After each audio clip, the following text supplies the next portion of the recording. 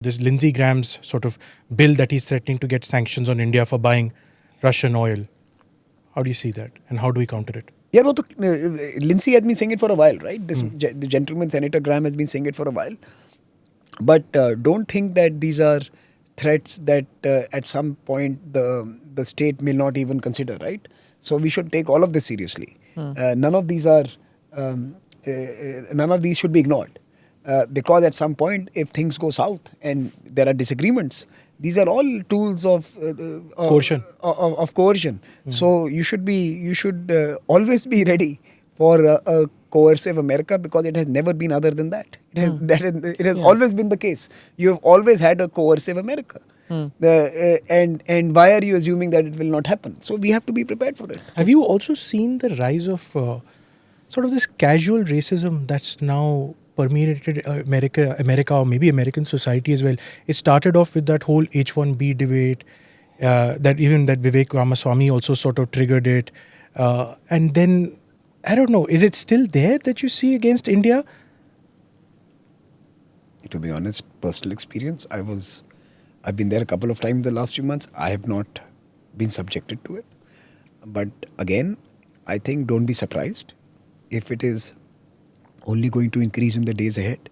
Successful communities all over the world have faced pushback. And you are a successful community in America. Unlike, say, in some other countries in Europe and other parts of the world. So in America, your success is going to attract detractors and naysayers and critiques.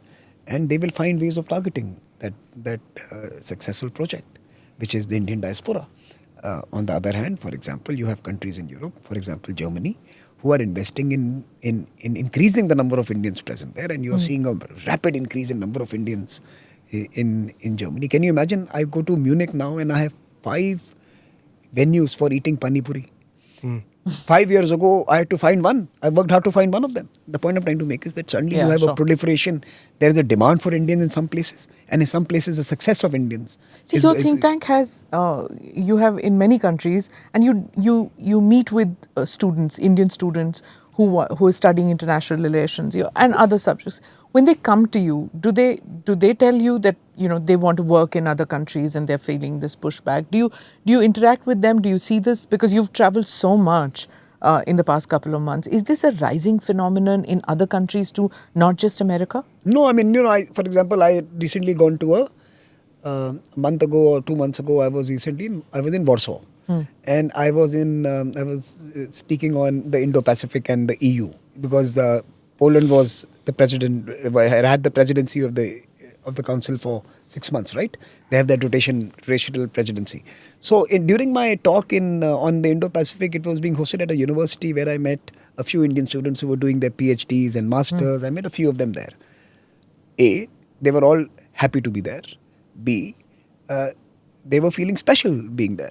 So in the sectors in the spaces I inhabit, you would normally find students who are doing their masters and PhDs and specialized programs, and they would normally be celebrated in the geography. So I don't speak for many others from India who go in are in different sectors, right? So but for example in New Zealand, you now find that the Indians have overtaken the Chinese in the number of Indians present in New Zealand, right? We are the largest community there.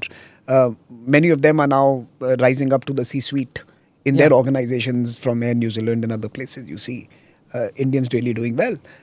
In Dubai, in UAE, Middle East, for example, I always now joke that earlier London was my favorite city. Now Dubai is my favorite Indian city. Dubai is the new London.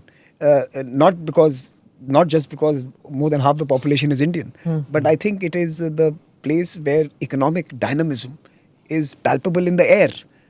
You can literally find solutions to services, find access to goods, find the supply chains of materials that you require, and suddenly that is going to be the hub that is going to define the Indian future. It's going to be to us what, say, a Singapore and a Hong Kong were to the China story, right? Oh. Dubai and Abu Dhabi and Doha are going to be those 2 or 3 pivotal cities that are going to fuel India's transition. And they already are, by the way. Interesting. Right? Both in terms of services and as trade hubs, as commodity hubs, as material hubs.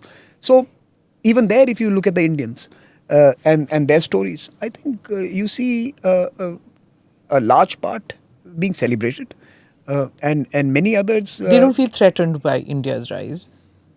No, in fact, Because many of these hubs are never going to be threatened by India's rise. They see an opportunity. They see an opportunity in India's rise. Okay. The That's political, heartening for Indian students. I mean, for those who are watching the show, that my look, if you idea are, is that. if first of all, I think there is a demand for Indian students. So I use your decision well.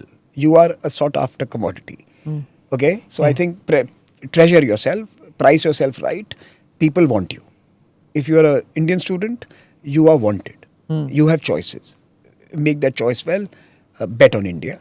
And if you can't get an institution here, choose the right one overseas. There is an opportunity that is available to India's youth that is, I think, remarkable in this at this time. We never had this when we were growing up. Do subscribe to the ANI Clips channel to get shorter versions of this podcast. Click here to watch the full episode.